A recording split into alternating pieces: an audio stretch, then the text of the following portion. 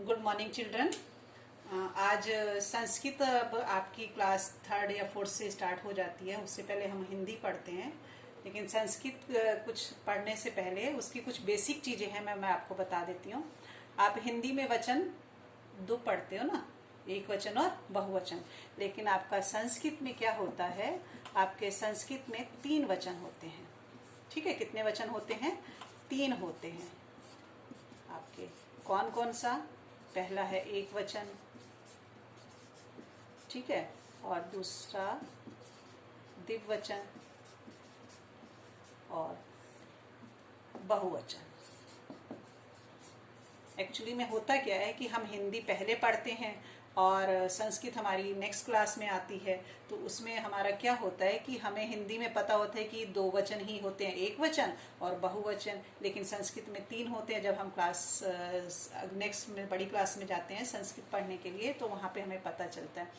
Actually में क्या है, संस्कृत हमारी सबसे प्राचीन भाषा है ना, तो इसमें ही इतना विस्तार से है, इतना डिटेल से है कि आप पहले हिंदी पढ़ते हो तो आपको लगता है कि ये सही है, संस्कृत में बाद में आया, लेकिन नहीं, संस्कृत में सबसे पहले होता है, उसके बाद ही इसके अंतर्गत ही और बहुत सारी हमारी भाषाएं आई हैं, और उसी का ही कुछ छोटा रूप हम आगे अगली भाषाओं में पढ़ते हैं, लेकिन संस्कृत में हमारा विस्तार से होता है। तो यहाँ पर संस्कृत में हमारे वचन 3 होते हैं, तो हिंदी में हम 2 पढ़ते हैं, है ना। अब इसका आपका लिंग भी मैं आपको बता देती हूँ। यहाँ पर हिंदी में हम 2 लिंग ही पढ़ते हैं, पुल्लिंग और आपका स्त्रीलिंग।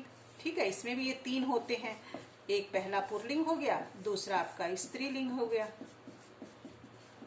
लेकिन यहाँ पर तीसरा एक और आता है जिसको हम नपुंसक लिंग भी कहते हैं। ठीक है, ये यहाँ पर आपके क्या हो गए, लिंग भी 3 प्रकार के हो गए, कहाँ? संस्कृत में। ठीक है, उसके बाद आपका यहाँ पर आता है पुरुष। हिंदी में हम पढ़ते हैं ना, सर्वनाम में हमने पढ़ा था पुरुष आपका, वहां पर पुरुषवाचक सर्वनाम जब हम पढ़ते हैं तो पुरुषवाचक सर्वनाम में भी क्या है कि उसके 3 भेद होते हैं, एक वक्ता होता है, एक श्रोता होता है, और एक किसी तीसरे के बारे में जिसकी बात की जाती है। तो यहाँ पर भी आपका क्या है, संस्कृत में आपके पुरुष 3 ही होते हैं। यहाँ पर भी सबसे पहला आपका होता है प्रथम पुरुष, और दूसरा आपका हो गया मध्यम पुरुष,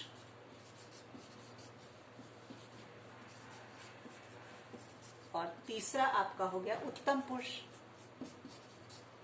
ठीक है, इसमें प्रथम पुरुष में आपका कौन सा हो गया, आपका वही आ गया, वह है, यह है ना, और मध्यम में तुम, तुम्हारा, और पुरुषवाचक उत्तम पुरुष में आपका हम, मैं, हमारा, मेरा, है ना। यहाँ पर कर्ता स्वयं अपने बारे में बात कर रहा होता है। तो ये आपका क्या हो गया कि संस्कृत में भी आपके पुरुष 3 होते हैं, प्रथम पुरुष, मध्यम पुरुष और उत्तम पुरुष। अब इसमें यहाँ पर क्या है कि दूसरा इसमें एक और मैं आपको बता देती हूँ कि आपका संस्कृत में जो धातु रूप होते हैं, धातु जो होती हैं, इसको हम हिंदी में क्रिया कहते हैं धातु को, क्योंकि क्रिया का मूल रूप क्या होता है, धातु होता है। संस्कृत में हम धातु कहते हैं, हिंदी में हम क्रिया कहते हैं, और इंग्लिश में हम इसको वर्ब कहते हैं। ठीक है, तो धातु आपकी यहाँ पर जो हम क्या करते हैं, संज्ञा या सर्वनाम के साथ प्रयोग करते हैं, है ना। तो यहाँ पर क्या है, एक और आपको मैं बात बता दूं, आप हिंदी में काल पढ़ते होंगे, टेंसेस पढ़ते हो ना, वो हमने कितने प्रकार के पढ़े, 3 प्रकार के पढ़े टेंसेस, जैसे वर्तमान काल, भूतकाल और भविष्य काल। लेकिन संस्कृत में आपके काल कितने होते हैं, 5 प्रकार के होते हैं, जिसमें सबसे पहला आपका आता है लट लकार, जिसको हम क्या कहते हैं, वर्तमान काल कहते हैं। क्या काल, कौन सा? वर्तमान। आप हिंदी में पढ़ते हो ना वर्तमान काल, लेकिन संस्कृत में इसको क्या कहते हैं, लट लकार कहते हैं। ये एक हो गया आपका। दूसरा आपका आता है लिट लकार। लिट लकार का हो गया आपका, इसको हम कहते हैं आपका भविष्य काल। कौन सा? मैं ऐसे लिख देती हूँ, भविष्य काल। हिंदी में इसको भविष्य काल कहते हैं। और तीसरा इसमें आपका हो गया लंग लकार। लंग लकार आपका संस्कृत में हुआ, और हिंदी में आपको इसको हम भूतकाल कहते हैं। ठीक है, और 4th वन आपका यहाँ पर हो गया लोट लकार। हिंदी में तो हमने ये 3 ही पढ़े, वर्तमान भविष्य भूत, लेकिन संस्कृत में आपके 2 और ऐड हो जाएंगे। लोट लकार, जिसको हम क्या कहते हैं, आपका आदेश या आज्ञाकाल कहते हैं, इसको आदेश या आज्ञाकाल कहते हैं। और 5th वन हमारा है विधि लिंग। इसमें कार्य के होने की संभावना होती है या विधि होती है, संभावना वाला काल होता है ना। तो ये आपका संस्कृत में आपके 5 काल हो गए। कौन कौन से? लट लकार, हिंदी में उसको वर्तमान काल कहते हैं। लृट लकार भविष्य काल कहते हैं। लंग लकार जिसको भूतकाल कहते हैं। लोट लकार जिसको आदेश या आज्ञा काल कहते हैं। 5th आपका विधि लिंग हो गया, जिसमें संभावना की बात होती है। अब हम इनका, मैं यहाँ पर क्रिया की बात कर रही थी, अब हम संज्ञा या सर्वनाम के साथ क्रिया का प्रयोग कैसे करेंगे। क्रिया हमारी जिस रूप में होगी, चाहे वर्तमान में है तो हम वर्तमान के साथ लगाएंगे, और यदि भविष्य में है तो भविष्य के साथ करेंगे। देखिए मैं आपके सामने कुछ यहाँ पर लिख देती हूँ, आपको और आसानी हो जाएगी। मान लीजिए पठ क्या है? पठ मीन्स होता है पढ़ना। पठ मीन्स क्या होता है? पढ़ना। ये आपकी क्रिया है, ठीक है। अब हम इसको वर्तमान में करते हैं। वर्तमान यानी कि लट लकार में, यानी कि लट लकार में आपका यहाँ पर लट लकार में हो जाएगी। कैसे होगी? सेम, हमारे पुरुष तो यहाँ पर 3 ही हैं। पुरुष हमारे कितने हैं? 3 होते हैं। और वचन कितने होते हैं? एक वचन मैं शॉर्ट में लिख देती हूँ, दूसरा द्विवचन, और तीसरा आपका बहुवचन, है ना। ये आपको मैंने बताया है। तो हम सबसे पहले प्रथम पुरुष में क्रिया का कैसे प्रयोग करेंगे उसके बारे में बताती हूँ। जैसे मैंने पठ का यहाँ पर लिखा, तो पठ का आपका क्या हो गया? पठती, है ना।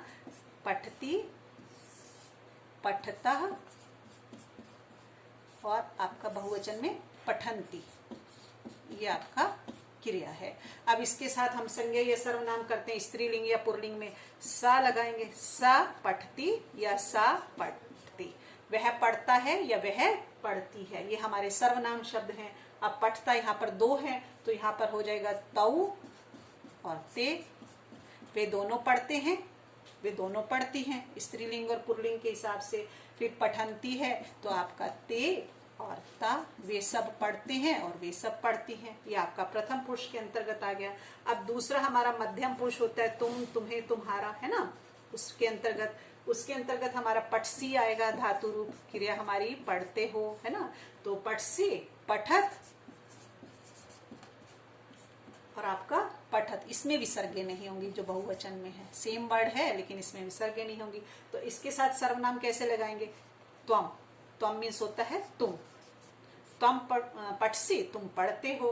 पठत युवाम, त्वम युवाम यूयम, तुम दोनों पढ़ते हो। और उसके बाद पठत है यूयम, तुम सब पढ़ते हो। ये आपको जब आप याद करोगे, ये सब खेल इसमें रूप, शब्द रूप और धातु रूप का है, ठीक है।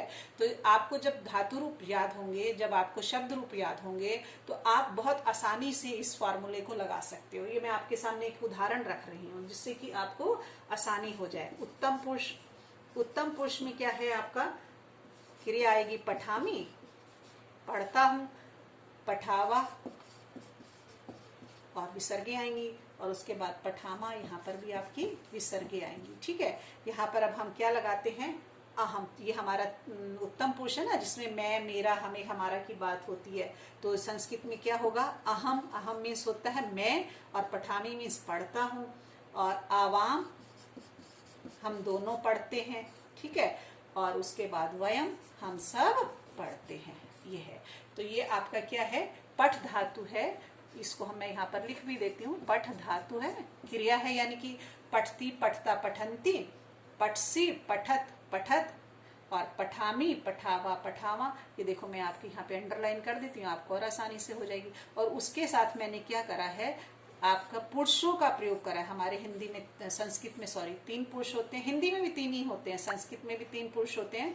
उन पुरुष में सर्वनाम शब्द का स्त्रीलिंग और पुल्लिंग दोनों में प्रयोग करके बताया। क्रिया तो सेम ही रहेगी ना, चाहे पुल्लिंग हो चाहे स्त्रीलिंग हो। मैं पढ़ता हूँ या वह पढ़ती है, तो या वह पढ़ता है, तो सह आएगा पुल्लिंग के लिए और सा स्त्रीलिंग के लिए। तो ये आपका जैसे जैसे आपकी क्रिया जिस रूप में होगी, एक वचन में है तो एक वचन वाला रूप लगाएंगे, द्विवचन है तो द्विवचन, और बहुवचन है तो बहुवचन है। ये थोड़ी सी बेसिक थिंग्स थी जो मैंने आपको बता दी। जब हम नेक्स्ट क्लास में मिलेंगे तो मैं आपको लिट लकार यानी कि भूतकाल के बारे में बताऊंगी कि उसका प्रयोग हम कैसे करते हैं। ठीक है।